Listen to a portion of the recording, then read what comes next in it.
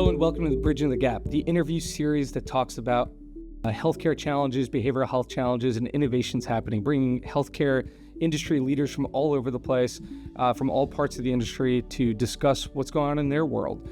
I'm Chris Malaro. I'm the CEO and co-founder of NeuroFlow. I'm your host today, and I'm thrilled to be joined by a guy by the name of Jeff Hogan. He's the founder of Upside Health Advisors, and he's a really interesting guy. Anyway, he was the fire commissioner of a town. He was a mayor of a town. He has 40 years of healthcare experience, and today he's doing really innovative work with employers, specifically fully insured employers, and around this new thing called the Consolidated Appropriations Act, which means big things for the healthcare world, both employers, health systems, and payers. I mean, it's really a game changer. It's arguably great news for the consumer.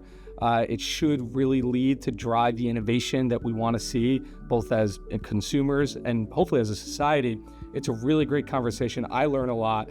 We dropped some of the links that we talked about in the show notes. So without further ado, welcome, Jeff. I'm super excited. I'm joined here with Jeff Hogan. Jeff, thanks for joining me today. Thanks so much. Equally excited. We are, for the listeners out there, just so they know, we're recording this live in person at the second annual NeuroFlow Summit. We have a bunch of our clients and partners here talking about industry trends and policy changes and so forth. And Jeff is an experienced expert in healthcare, especially with government policy and that sort of thing. If you don't mind giving your background and how you ended up here. Yeah, sure. Thanks so much. I've been in healthcare one way or the other for nearly 40 years, which is a long time. Phil, our CRO, says the truth hurts. So It really does. My kids remind me, and they still have absolutely no idea what I do for a living. So I've worked on the employer side in consulting. I ran New England, New York, and New Jersey for a national private employee benefits marketing and consulting firm. Mm-hmm. So we handle mostly self-funded, middle market, large groups, captive, these sorts of things. I actually lived just southwest of Hertford, so we were very close to most of the big insurance companies as well. For 25 years, overlapping 30 years, that's awesome. I had my own healthcare advisory firm on top of it, but completely focused on the opposite side, namely the supply side of healthcare, on provider groups, ACOs, primary care, clinically integrated networks, health systems that are basically supplying services or care delivery into employers as well. So overlapping. Wow. And, so a lot of my work has been focused really on the alignment of supply and demand in healthcare, which is a huge problem. We really don't have a marketplace for healthcare in the country. It seems to be a black box in a lot of cases. Perfectly said.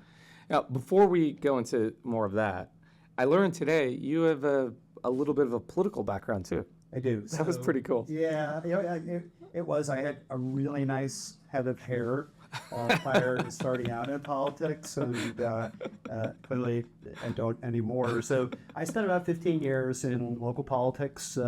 My town, Farmington, Connecticut, has about 29,000 people, about $150 million budget. It is a completely, believe it or not, volunteer job. You're elected, and it's on your own time. And about the service. It's about the service, and I ran my health practice while running town. You were the mayor? Yes. That's awesome. Yeah. And you were a fire commissioner before that? Yeah, so I was actually a fire chief in Farmington before being the mayor, and did that for almost 17 years. Was a responder to Ground Zero for the 9/11 disaster as well. A lot of public service in my family. Come from some military background, police and fire background. My kids are both in public service. You, who was in the military in your family? So I had grandfather World War II. My dad was Korea. Yeah, pretty interesting. Yeah. Coming from the military as well, it's, I remember exactly where I was in 9/11. I was 13, and my teacher rolled in. This is back in the day. They didn't have like flat screen TVs. They had the ones on the roller things, and they roll in TV, and they're like, we need to watch this because this is history. And just to meet somebody that now responded on that day when we were watching it from TV is amazing. Yeah, it was a tough day, continues to be, for those that were there and really witnessed the bravery, people who went up the towers knowing that they weren't coming back down, and just really the horror of that day, but also being able to convey the bravery of those people. Both my kids, my son Connor's been a cop for 12 years in a city, and my daughter Bridget's a teacher. Wow. They both will tell you that the influence of that event on them caused them to want to go into public service. Really? Yeah. Wow.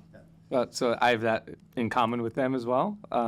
It's interesting because I think the tragedy there relates somewhat to healthcare nowadays too. I mean, you see the physical health fallout related to the asbestos and stuff like that, but also that was a single instance where the entire country went through a traumatic event together, and that mental health fallout years later, decades later, I think is still prevalent today. Yeah, it's certainly prevalent.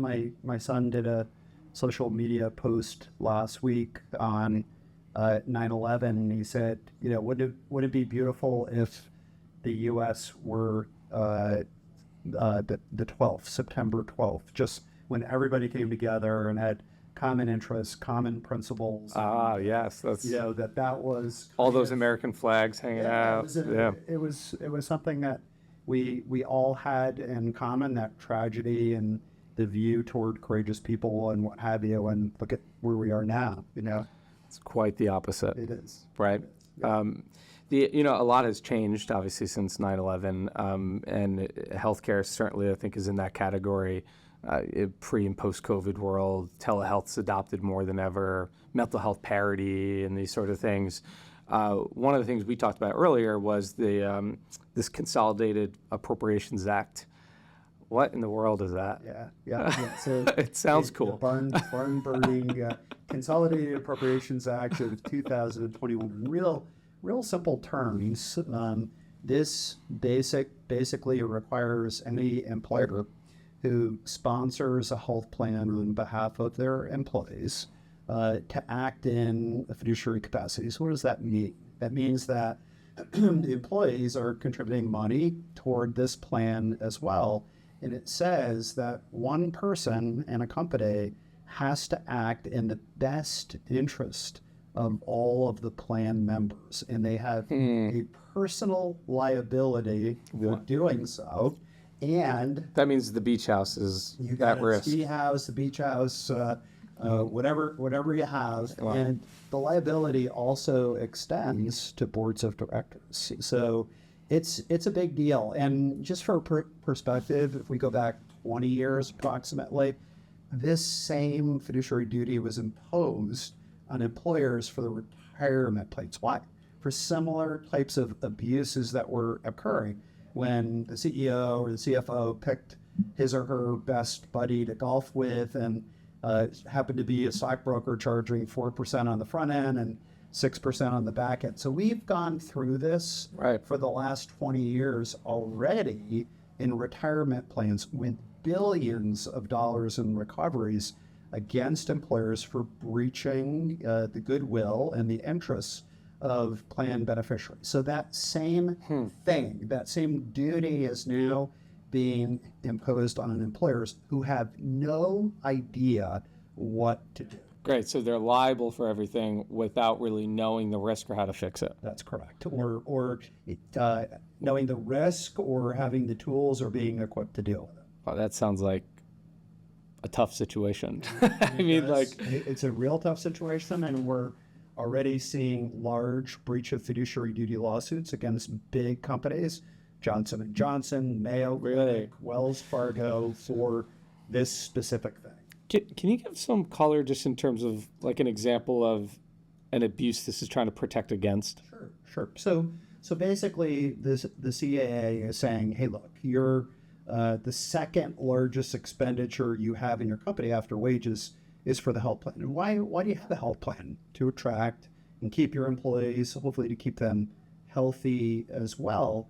and you're not doing anything. You're conveying by proxy your responsibility to an insurance company or a broker who is conflicted to spend the money that your employees are giving you in the plan, and you're using them for the wrong things. And unfortunately, these costs have burgeoned more and more and more, take a larger portion of our GDP, 20%. So the realization is that this is a runaway train. Often the trend factor in your health plan is double. In some cases, I've seen triple, what wage inflation looks like. Really? Yeah. And in some states that I work in, for example, the benefit plan is 60% of the wage. So it's just an unsustainable thing. And we're going to come around to this because you're going to ask me the question, but what does that mean coming out of COVID, where people have tremendous mental health issues, substance abuse issues, and what have you? We've seen the health plans, the BUCA health plans, purposefully limit access to behavioral health. People need it. So what are they doing? They're paying out of pocket. They're trying to get it on workers' comp. They're desperate for these services. And yet, we can show, after we collect the data on an employer plan, on a PBM extruding a third of the cost for themselves. That means that employer has not done a good job in contracting for health services. That money could be spent on behavioral. So is this so this is both like unnecessary costs you had to pay for the surgery that John said that he wanted to get or needed to get, and also not paying for the services that someone needs related to like therapy or something along those lines. So we'll call it a misalignment of resources. Yeah. How's that? So basically the best mental model for this is to think about it, supply and demand. Who is doing that alignment? Right. Somebody who shouldn't be doing it. Somebody who is getting paid to place it with a company that's making money. Conflict of interest, for sure. It's a huge conflict, but it's also this misalignment. So if you finally, employers never get their data, they haven't in the past, CAA says you must get your data. You must attest that you're getting your data so you know what things cost, what they should cost, where you're wasting money, and all of this sort of thing, and make that determination. You'll find all this wastage. So the first time an employer gets in their data. But how do they know what to do with that? That's a great question. So it's the perfect question. So if you think about it, most employers, the C-suite of employers have conveyed the responsibility for their health plan to an HR person. And HR people are really good people, but they're not trained in finance. They're not trained in risk. They're not actuaries. They're not trained in procurement. And so what do? By proxy, they convey it to a broker who says, I'll go out and do this process. And we know, again, a requirement of CAA is that you do full disclosure on your broker compensation. So what do we find? Now, when we do full disclosure on broker compensation, they make a commission, they make contingency compensation for volume of cases with a particular carrier, retention, point solution, stop loss. We see, sometimes $1 a script in there. So suddenly an employer finds out that they're paying 3 or 4 times as much as they were before. So what does that tell us? I have to act in a fiduciary capacity. I'm relying on a party who does not have an aligned interest with me. So I must, to your question, I need a truth source. And what is that truth source? Right. Once we have the data, I need intuitive analytics. So there's a difference between data and analytics. Sure. Analytics is, hey, this is your population. This is what you're doing wrong, dummy. Fix it. And go out and procure differently, contract differently in the interests of your plan beneficiaries. The analytics will look at the prevalence and acuity of disease process, diabetes and behavioral health and COPD and CKD and all of these things that an employer has never had knowledge of. However, what it requires is that the fiduciary, who's that CFO, this comes back into the C-suite, is responsible for this. So it's a complete change in the way that things are done. Most C-suite, CFOs, they use other parties that they trust, their accountant, their attorney. They may use a business consultancy like a Boston Consulting or Deloitte or something like this, help them with their decision making. And think about it. This is a supply side, supply chain type issue, reallocation. It's completely different than the way we've been doing things in the past. And it's meant to, ultimately the goal is, the intent is to ensure that the employees get the right resources at the right time when they need it and are not taken advantage of, and that this system is run more efficiently. Is that fair? More efficiently, and with better outcomes. And better outcomes, but accountably. Right. So measuring. So think about what you guys are doing. You just added OWL to your mix. Yep. Measurement is critical. We have all of these things. People say, buy this and buy that. There's no measurement. Did it work? Right. Is it in the interest of the plan beneficiary? So just a comment, this has started to happen, and we've seen a sudden transformation. In the past, there was no marketplace for healthcare. There really wasn't. Right. So what are we suddenly seeing? We're seeing advanced primary care organizations, SINs, ACOs, health systems coming to I was going to ask you, and saying, let us look at your population data. We'll take that risk away from you. We could do it better for you. It's an opportunity. Yeah. We can give you predictability, Mm-hmm. not only on cost and quality and outcomes, but the patient experience. Imagine that, being concerned about what the patient actually wants and needs. Yeah, that's so interesting. This might be an easy question. Neuroflow, we're 120 or so employees. We've never quite been big enough to be self-insured. I think that might be changing as we continue to grow. Yeah.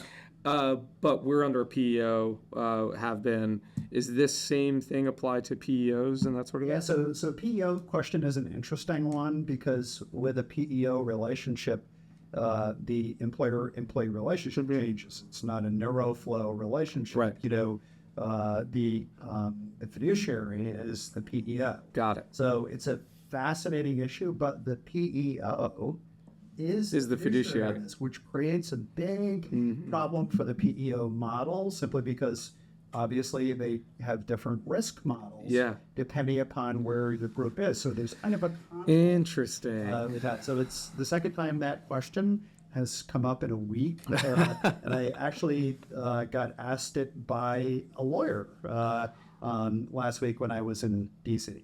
Really?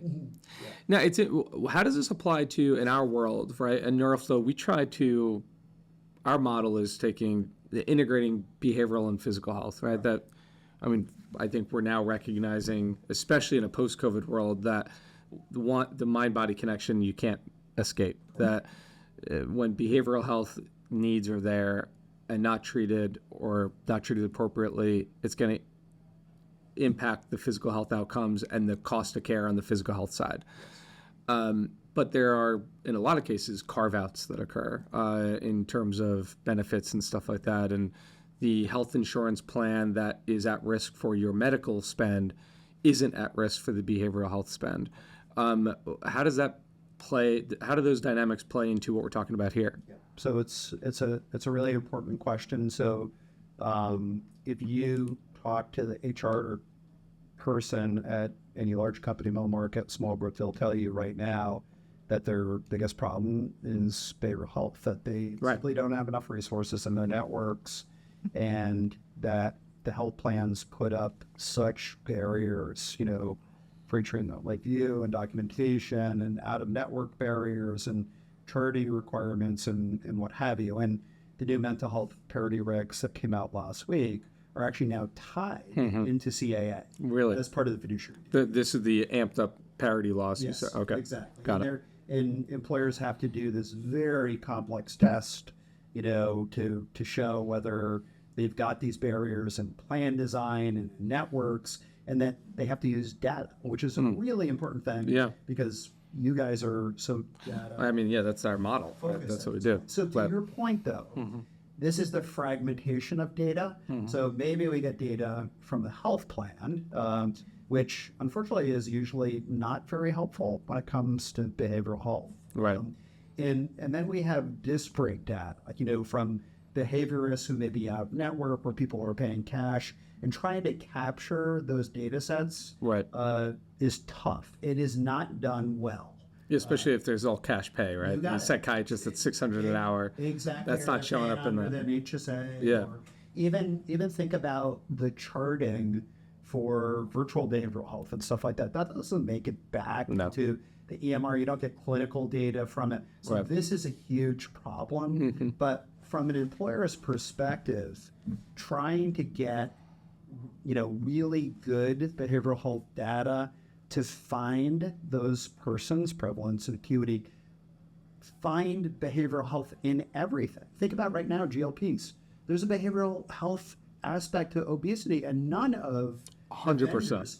None of the vendors are doing the behavioral health aspect. Right. They just treat the physical symptom that manifests. And not someone the- abandons it because, Right. whatever. Well, what about the underlying aspects Right. of it? So there is a critical need with every single employer to have really good population health level data on behavioral health. So, in fact, that fiduciary can deploy the appropriate resource and to have the coordination so that Right. people can get the service and then measure, And just to, it sounds like, and I think we're aligned here, but what you're saying though is it's not just about behavioral health care resources. Like we're not talking about therapists or psychiatrists, throwing more of those in the mix. We're talking about understanding the risk profile related to depression, anxiety. Perfectly said. Perfectly said. Because we see, and you mentioned risk. So about 67% of the employers in this country are self-funded. 63% of those carry stop loss. Right. And stop loss is the largest fixed cost in a plan. These risk profile things are critical. Right. Depression with polychronic is a catastrophic claim. It's as simple as that. And that is a outsized value to a CFO, to a fiduciary, because of the carrying costs across the entire population. When we look at the health data, the plan data, and say that the BH data is not there, or maybe it is there, but we find somebody that we're looking across the population, we see someone that 8 emergency room visits in the last year, diabetes diagnosis, hypertension diagnosis, and nothing around mental health. We're probably missing something. Exactly the case. Yeah. Exactly the case. So we have everyone and their brother. Every employer has a point solution for diabetes, a point solution for cardiac, maybe a point solution for COPD. These are point solutions chasing separate disease processes, and no one is looking at the behavioral health for that polychronic patient who's worth 6 or 8 times Right. What an average employee is worth. This is exciting. I think This is exciting. It sounds like some people aren't going to be happy just because it changes the paradigm and it creates a lot of work. Correct. But ultimately, there's a lot of opportunity to do the right thing here. There's a lot of opportunity to do the right thing, and think about it. If your employee is dealing with a behavioral health emergency or a long-term issue, if you can deal with it episodically and manage it, they're going to be happier, more productive, and less expensive as well. It's as simple as that. Yeah. And I mentioned it earlier today as well, where we're finally seeing, because people can't get behavioral health in their health plan, we're starting to see squeezing the balloon. This is leaking over into workers' comp plans. And you're going to pay for that 4 or 5 times as much as you did in your health plan, Right. if you allow that to happen. Oh, and by the way, then people don't show up to work or they're not productive. It's a classic. It's the right thing to do, but it's also the smart thing to do, and it's the responsible thing to do. It's just like I'm encouraged and excited to hear that it's headed in this direction. Yep. Any insight into why you think it's taken this long? Yeah, it's a really good question. It's having been in politics, you started there, so I'll go back there. Full circle, all right. It is full circle. If you look at the entrenchment of these vertically and horizontally integrated health plans, where 60% of the revenue is pharma now. They have big lobbies, and they're also managing Medicare risk, and the oligopoly is strong, and it's very hard to change behavior. But we're finally reaching that. I hate using this term, but really is a tipping point. When you get to 20% of GDP and your trend factor is 2 or 3 times what inflation is right now, you got to do something. You can't ignore it. And that's where we are. Yep. Well, I guess that's a positive way of looking at it then, is that at least we're there and then the change is happening. Correct. Obviously, these are complex issues. My guess is people are probably ill prepared for it. Yes. This is where experts like you come into play to help us. If people, how do you work with folks, and how can they find you to collaborate? So I'll throw back at you for a second. One of the reasons I really like NeuroFlow is because I have not found a company out there who is tackling this huge issue from a data point of view. And I will tell you, on me, I can work 50 hours a week, that sort of thing. But you folks have a data capacity to break this down and to make things actionable for employers. So throwing it right back at you. Thank you. Is, you're the unicorn right now, and I don't mind saying that. And every employer in the country has this problem and needs to have an action plan for it, and they need to be able to measure it as well. So thank you for that. Of course. Because I think it's really, really important. And I work with employers around the country. I also work on the health services side as well. And you find me on LinkedIn. I'm really thrilled to have this conversation. And your firm is Upside Health Advisors. That's correct. Awesome. We'll put those in the show notes. Jeff, thank you for the kind words. It's an exciting place to be. Again, do good by doing well, or do well by doing good. And I think the future is bright. I think it's bright as well.